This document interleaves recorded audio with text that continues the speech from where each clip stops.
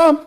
Yeah, Luka being one of them. Yeah. No, he can shoot. He Can't really jump. Luka's an alpha. Let's get to the other LA squad. The Lake Show caught a break because Chris Paul was held out for most of the second half because of the right shoulder injury he suffered in Game 1. I felt sick for CP3 having to watch that game on the sideline. The young Suns came to play, but it wasn't enough. LeBron, how do you get AD going?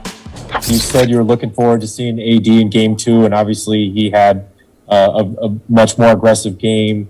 What were you trying to do, in the game to get him maybe some looks or some opportunities for him to be more aggressive? Give him the ball early, often, and always. It's that simple. He responds to games like Game 1. He's not a guy who talks about it. He's about it. And he goes out and do it. So, give him the ball early, often, and always. No 7 seeds ever won the NBA Finals in NBA history. Is that something that gives you extra motivation during this playoff run? For the group, we don't look for bulletin board, motivation. We're motivated because we're in the postseason again, and as a team, we have an opportunity to do something special. No matter what seed you are, if you get into the postseason, you have an opportunity to do something special, and we're one of those 16 teams that made the postseason. So, we look forward to it. All right, the Suns hung tough, but it wasn't enough. Safe to say losing, not LeBron style. With him on the team, the Lakers are 6-0 in the postseason following a loss. They're also winning with a statement in those games. They're holding their opponents to less than 100 points. No word yet on Chris Paul's status for Thursday night's Game 3 in LA. Stephen A., how do you feel about the Lakers after that win? I'm very worried. Lakers showed up like a lot of love and credit. It's not only Anthony Davis, that's obvious. LeBron, some big time shots. Andre Drummond showed up, and he played very well. And Dennis Schroeder was outstanding last night. Deserves a lot of credit.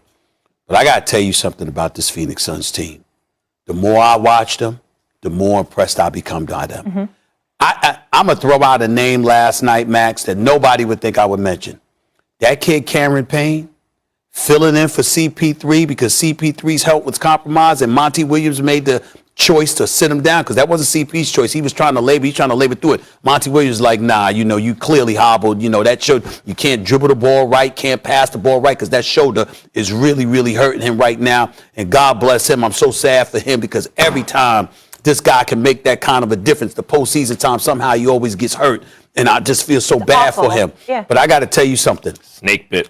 This kid, Cameron Payne, showed up last night, lot of heart, had 19 points, 6 of 15 shooting, showed a lot of heart.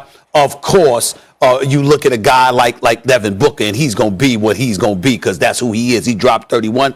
But DeAndre Ayton, second game in a row, 11 for 13 from the field. That's 84% shooting. Shot 90% in the first game, had 21 points. Shot 84% last night. Finishes with 22 and 10. DeAndre Ayton, I'm looking at him. I'm looking at Cameron Payne. I'm looking at Bridges. I'm looking at Cameron Johnson. And where the Lakers got in trouble and they lost that 15-point lead is because those young Lions sat up there and said, y'all are bigger, but we don't believe you stronger. We damn sure know you ain't faster, and we gonna get all up in you. And they got in the Lakers, got them real uncomfortable, and I found myself saying, I picked the Lakers to win this series in 7. I'm not going to jump off of it, but I'm looking at the Lakers going back to that arena for a Game 7. And I said, oh, my God. And by the way, just as an aside, Max, the crowd there in Phoenix last night was fantastic.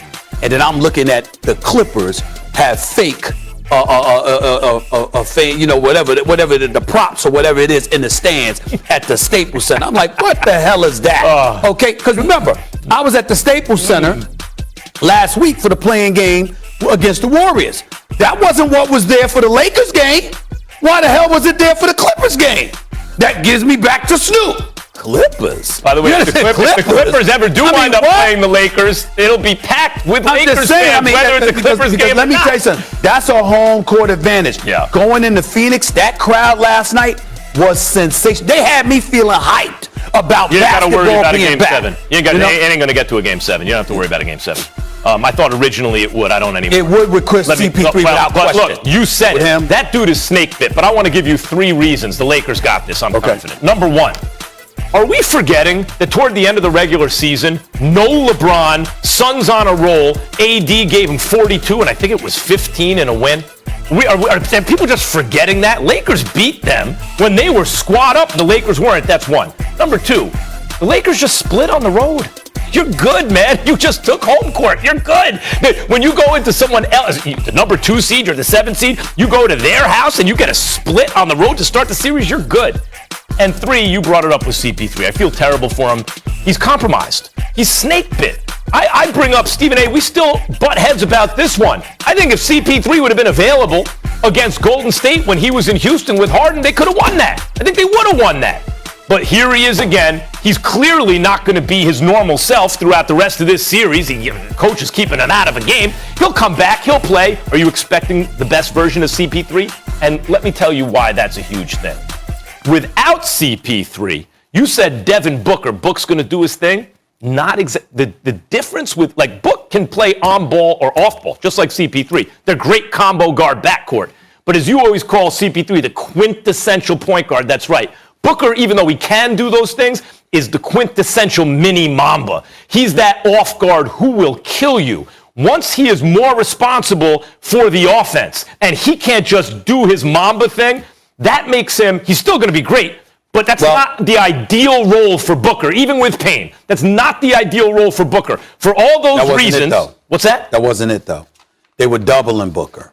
They went big, and when you take away the interior, because you got such massive size with Drummond, with LeBron, with AD, when you do that, plus you're willing to double Booker. Well, let me ask you. I understand. It still could have ended up similar in terms of his results. You might have gotten more production from somebody else, right? Sure. But they're clearly willing to take that chance because Devin Booker is their version of Mamba. If you have Booker on your team, you don't want to use him as a point guard. You would rather not. You would rather use him as a weapon. I didn't view him as a point guard last night. I think he had a little more ball. No, I'm just saying, they gave it to him to make a play for himself. All right, okay. But the fact remains, no LeBron, they win with AD. They got a split on the road, and now Chris Paul is compromised, whether you agree with that other point or not. Lakers are going to take this in 6, maybe 5, but I'll say 6. They got a lot of size, and I think that Monty Williams and Phoenix has to figure out a way to make the Lakers go smaller.